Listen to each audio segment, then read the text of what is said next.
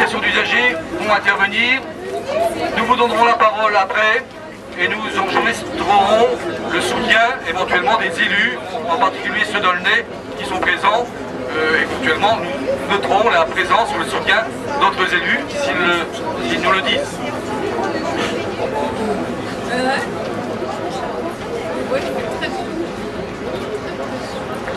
Un peu d'attention s'il vous plaît.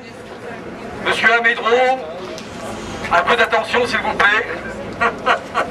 Monsieur Redon, Monsieur Ciodo, bon, chers amis, chers usagers, chers galériens, Aulnay Environnement et Environnement 93 ont rencontré les amis usagers de Sevran, de Tremblay, de Mitry, après la catastrophe du 7 novembre 2012, dont beaucoup se souviennent, où des dizaines de milliers de voyageurs du RER B se sont retrouvés dans la nature au péril de leur vie.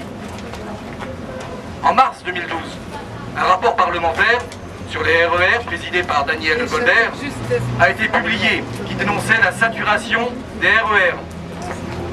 Ce rapport était intitulé « Placer des usagers au centre du système ». En ce jour, c'est la fondation de ce mouvement des usagers du RER B Nord et c'est le plus important. Nous avons 10 ans de retard pour nous organiser, malheureusement. Nous avons des revendications de court terme qui nécessitent votre protestation aujourd'hui. En effet, la transformation du RER B en métro, omnibus, le 2 septembre 2013, n'a pas vraiment été discutée et négociée. Le temps de trajet supplémentaire pour tous les passagers concernés sera important. De plus, la saturation du RER B, 35% de plus de voyageurs en 10 ans, risque de provoquer des retards cumulés avec les descentes et montées à chaque gare dans des trains bondés. Contrairement à la propagande du STIF et de la SNCF, je suis dur là, il n'y aura pas de fréquence supplémentaire théorique entre Paris et Aulnay. Pour nous, ce projet n'est donc recevable que si une offre supplémentaire de type réseau express est proposée. Sinon, ne parlons plus de RER, c'est-à-dire réseau express régional. Nos revendications sont claires et nettes. Nous voulons, en heure creuse, arrêter le scandale des trains directs de Paris-Roissy vides, un arrêt au moins à Aulnay, ou par ailleurs, ou plusieurs, donc permettrait à des milliers de voyageurs de monter dans le train. L'omnibus sur les voies dédiées et les trains directs sur les mêmes voies, c'est quasi incompatible. Le métro pour les banlieusards, les directs de Roissy, c'est contradictoire. Mettre fin aux directs de Roissy, c'est élémentaire, sauf à préserver la symbolique des trains de banlieue dans lesquels les voyageurs aériens refusent de monter. Aux heures de pointe, il faut aussi une offre supplémentaire pour éviter la saturation de l'omnibus. C'est possible. Il faut que la ligne K venant de Crépy via Mitry puisse avoir une fréquence au quart d'heure. Cela est juste pour tous ces voyageurs entre Aulnay et Mitry et au-delà.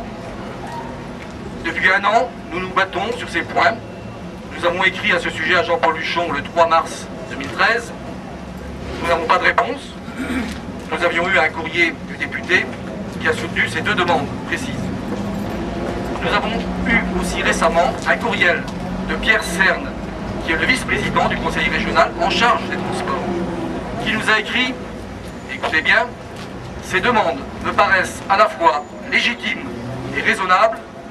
Nous allons demander au STIF et à la SNCF de les étudier au plus vite. C'est un peu tard pour nous, mais bon, mieux vaut tard que jamais. Nous sommes proches d'une avancée. Nous affirmons que la desserte de Roissy sera améliorée si nous obtenons satisfaction. En fait, seule la lourdeur de la gouvernance du STIF et de la SNCF ont empêché que depuis des années ces demandes soient satisfaites.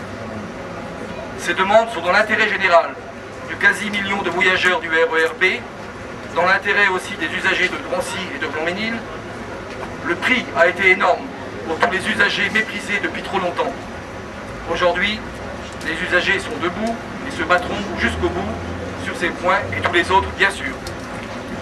Je laisse Catherine, qui a réussi à élargir ce comité, poursuivre.